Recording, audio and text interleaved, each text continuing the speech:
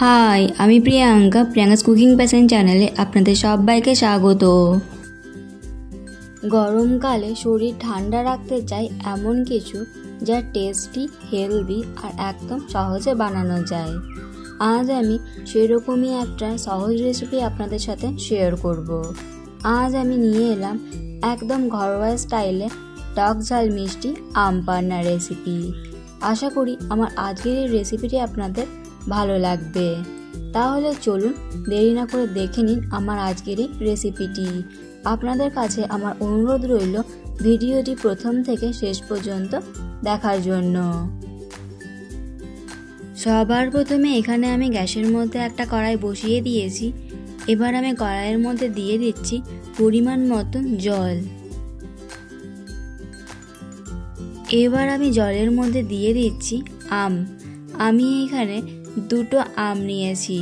আমগুলোকে আমি ভালোভাবে ধুয়ে নিয়ে এইভাবে দুভাগ করে কেটে নিয়েছি। আমি এখানে দুটো আম নিয়েছি, আপনারা এখানে নিজেদের পরিমাণ অনুযায়ী আমটা নেবেন। আর এই আম পান্না বানানোর জন্য একটু কাঁচা আর টক আম নিলেই আম পান্নাটা খেতে বেশি ভালো হবে। এবার আমি গ্যাসের ফ্লেমটাকে মিডিয়াম টু হাইতে রেখে এটাকে 5 থেকে 6 মিনিটের জন্য ভালোভাবে সেদ্ধ করে নেব। 6 মিনিট পর ফিরে এলাম। আমগুলো এখন ভালোভাবে সেদ্ধ হয়ে গেছে। আর এই আমগুলোকে সেদ্ধ করতে খুব বেশি সময়ের প্রয়োজন পড়ে না। এবার আমি আমগুলোকে জল থেকে তুলে নিয়ে একটা প্লেটের মধ্যে রেখে সম্পূর্ণ ঠান্ডা করে নেব।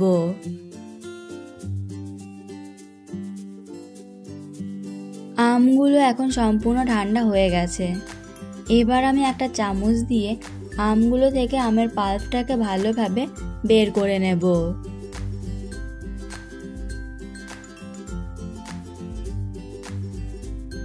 দেখুন কত সহজেই আমের পাল্পটা বেরিয়ে আসছে।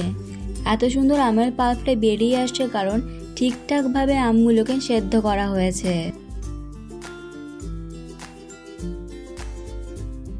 আমি এখানে আমগুলোকে খোসা সমেত সেদ্ধ করে নিয়েছি। আপনারা চাইলে খোসাগুলোকে ফেলে দিয়েও আমগুলোকে সেদ্ধ করে নিতে পারেন।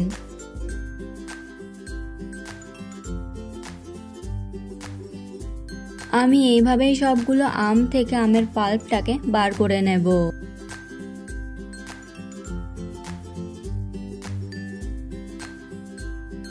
সবগুলো আম থেকে আমি আমের পাল্পটাকে ভালোভাবে বের করে নিলাম।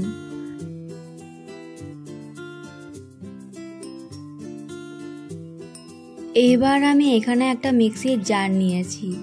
মিক্সির জারের মধ্যে আমি আমের পাল্পগুলোকে দিয়ে দিচ্ছি।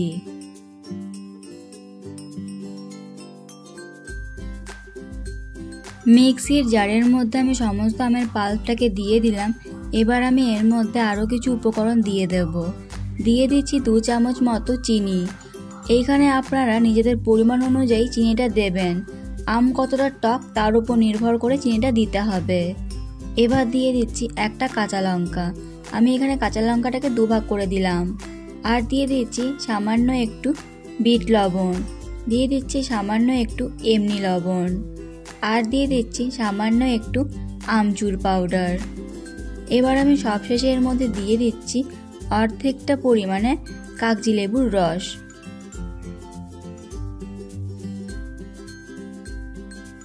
আপনারা চাইলে এইখানে একটু পুদিনা পাতা বা ধনে পাতাও দিতে পারেন।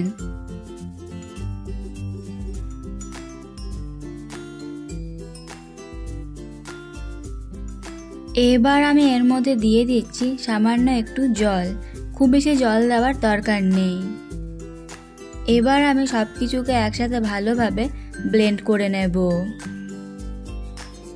ভালোভাবে ব্লেন্ড করে নিতে হবে যাতে কোনো রকম দানা দানা অংশ না থাকে। সব কিছুকে আমি ভালোভাবে ব্লেন্ড করে নিলাম।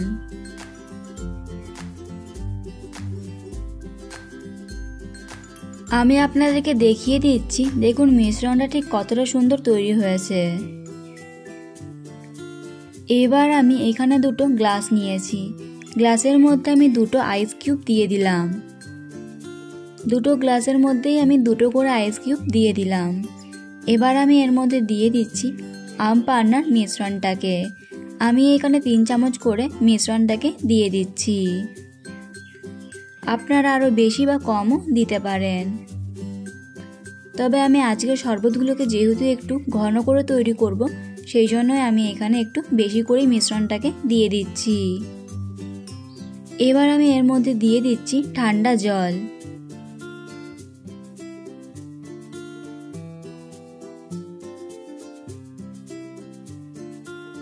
এবার আমি একটা চামচ দিয়ে সবকিছুকে ভালোভাবে মিশিয়ে নিচ্ছি।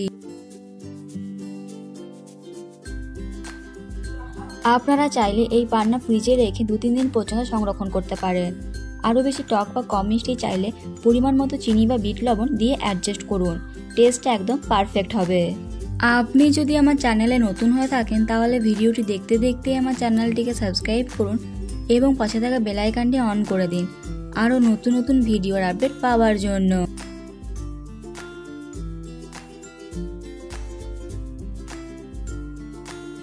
সব কিছুকে ভালোভাবে মিশিয়ে নিলে তৈরি হয়ে গেল ঠান্ডা ঠান্ডা আম পান্না।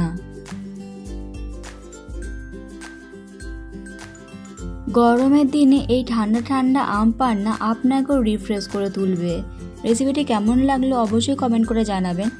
আর এরকম আরও নতুন নতুন রেসিপির আপডেট পাওয়ার জন্য প্রিয়াঙ্কাস কুকিং প্যাশন চ্যানেলটিকে সাবস্ক্রাইব করতে ভুলবেন না। আজ এই পর্যন্তই।